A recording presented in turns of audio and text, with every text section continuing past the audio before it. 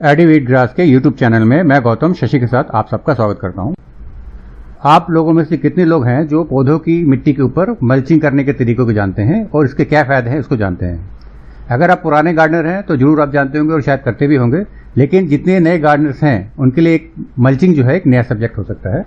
अब से अगले 4-5 मिनट अगर आप हमारे साथ बिताते हैं तो आपको पूरी जानकारी होगी पौधों की सरफेस पे मल्चिंग को कैसे करते हैं, और साथ में मैं आपको जानकारी दूंगा कि पौधों की जो फाइब्रस फीडिंग रूट होती है जो सरफेस पे होती है और उनका क्या रोल होता है पौधों की जनरल हेल्थ में और साथ में ज्यादा फल और फूल और सब्जियां लेने में। आइए हम जानते हैं कि मल्चिंग क्या है। मल्चिंग एक प्रोसेस है जिसमें आप अपने गमले की सतह पर या अगर आपने जमीन में पौधा लगाया है तो उसके आसपास एक लेयर बिछाते हैं सूखे पत्तों की, टहनियों की या कोई भी ऑर्गेनिक वेस्ट। और मल्चिंग की लेयर की मोटाई कम से कम 3 से 4 इंच से लेकर 12 इंच तक भी हो सकती है। मल्चिंग करने के बहुत से फायदे हैं, आइए एक एक करके उन फायदों को हम लोग डिस्कस करते हैं।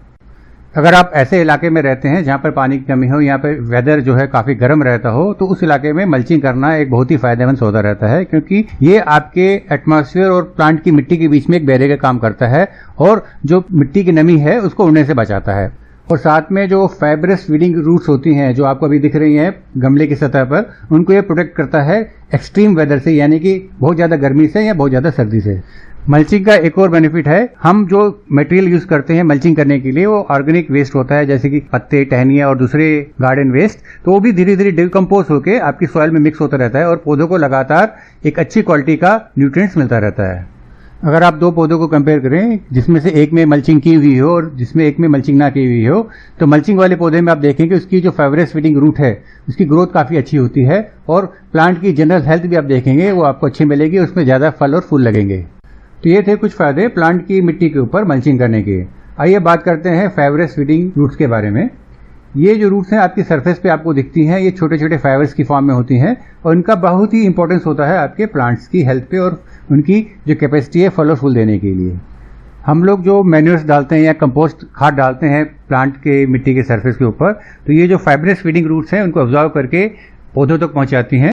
और अगर आप इन रूट्स का हेल्थ ठीक रखते हैं तो ये बराबर मात्रा में हवा से मॉइस्चर और ऑक्सीजन भी लेकर पौधे तक पहुंचाती हैं। इसलिए इन फाइब्रस फीडिंग रूट का जो मिट्टी के सरफेस पे होती हैं उनकी केयर करना बहुत जरूरी होता है, लेकिन बहुत बार अनजाने में हम लोग उनको डैमेज कर देते हैं। अगर आप लोगों ने कभी किसी माली को हायर किया होगा अपने पौधों की मेंटेनेंस करने के लिए, हफ्ते में जो आता होगा या 2 हफ्ते में एक बार आता होगा, उसका यही काम होता है आते ही वो सबसे पहले पौधों की सरफेस पे गुड़ाई करता है, खुरपी से लेके पूरा जो मिट्टी की सरफेस है उसको ऊपर नीचे कर देता है, फिर उसके ऊपर खाद डाल के पानी डालता है। लेकिन आप उसमें ये जानिए कि जब ये काम करता है तो वो जो ऊपर सरफेस में इसकी फाइब्रस फीडिंग रूट है उनको डैमेज कर देता है और उसको रिकवर करने में काफी टाइम लगता है। और जब तक ये फाइब्रस फीडिंग रूट्स दोबारा नहीं बनती हैं तब तक आपके पौधों की ग्रोथ जो है करीब करीब रुक सी जाती है।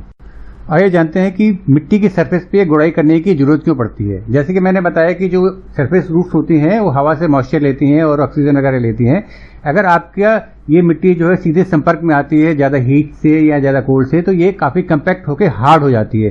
जब ये हार्ड हो जाती है तो उसके पोर्स या छेद जो है वो बंद हो जाते हैं और उसके अंदर से नमी या हवा का आना जाना बंद हो जाता है और इसीलिए मिट्टी की गुड़ाई करके हमें उन पोर्स को दोबारा खोलना पड़ता है। लेकिन होता ठीक उल्टा है, पोर्स तो खुल जाते हैं लेकिन उनसे जो नमी और हवा लेने वाली जो जड़ें होती हैं वो डैमेज हो जाती हैं और फिर दोबारा पौधे को जो है नमी और हवा प्रॉपर रूप से नहीं मिल पाती है। तो फिर इसका इलाज क्या है? मुझे मालूम है बहुत से लोगों ने इसका इलाज समझ लिया होगा। जी हाँ, इसका इलाज भी मल्चिंग ही है। मल्चिंग करने से आपकी जो मिट्टी है वो एटमॉस्फेयर के संपर्क में नहीं आती है डायरेक्ट, तो उसमें जो कंपैक्टनेस आती है, जो उसके पोर्स बंद हो जाते हैं वो नहीं होते हैं और वो बराबर जो फाइब्रस रूट उसकी सतह पे होते हैं वो एटमॉस्फेयर से मॉइस्चर और हवा ले पाती हैं ठीक तरीके से।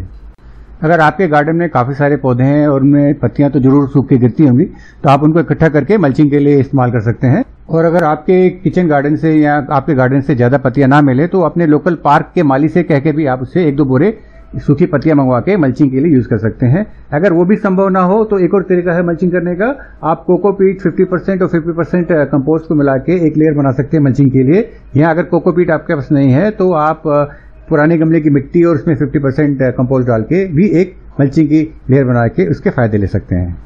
उम्मीद है मल्चिंग करने के तरीके और उसके फायदे के बारे में दी गई जानकारी आपको पसंद आएगी और आप अपने किचन गार्डन में मल्चिंग के प्रोसेस को आज से ही शुरू करेंगे।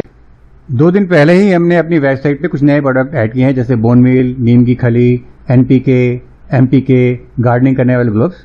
आप लोग जरूर मेरी वेबसाइट पे विजिट करिए और अपनी जरूरत का सामान वहां से मंगाइए और हमारे चैनल को सपोर्ट करें। आज के इस वीडियो में बस इतना ही। मैं गौतम शशि के साथ आप लोगों से विदा लेता हूं। जल्द ही मिलते हैं एक नए वीडियो के साथ। तब तक के लिए मेरा और शशि जी का आप सबको नमस्कार।